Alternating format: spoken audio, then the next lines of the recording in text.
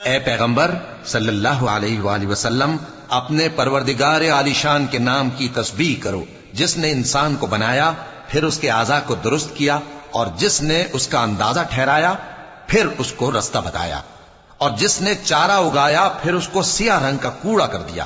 اے نبی صلی اللہ علیہ وآلہ وسلم، ہم تمہیں پڑھا دیں گے پھر تم فراموش نہ کرو گے، مگر جو اللہ چاہے۔ وہ کھلی بات کو بھی جانتا ہے اور چھپی کو بھی، اور ہم تم کو آسان طریقے کی توفیق دیں گے، سو جہاں تک نصیحت کے نافع ہونے کی امید ہو نصیحت کرتے رہو۔ جو خوف رکھتا ہے وہ تو نصیحت حاصل کرے گا، اور بے خوف بدبخت اس سے کترائے گا۔ جو بڑی تیز آگ میں داخل ہوگا پھر وہاں نہ مرے گا اور نہ جیے گا۔ بے شک وہ مراد کو پہنچ گیا جو پاک ہوا اور اپنے پروردگار کا نام لیتا رہا اور نماز پڑھتا رہا۔ بات یہ ہے کہ تم لوگ تو دنیا کی زندگی کو ترجیح دیتے ہو، حالانکہ آخرت بہت بہتر اور ہمیشہ باقی رہنے والی ہے۔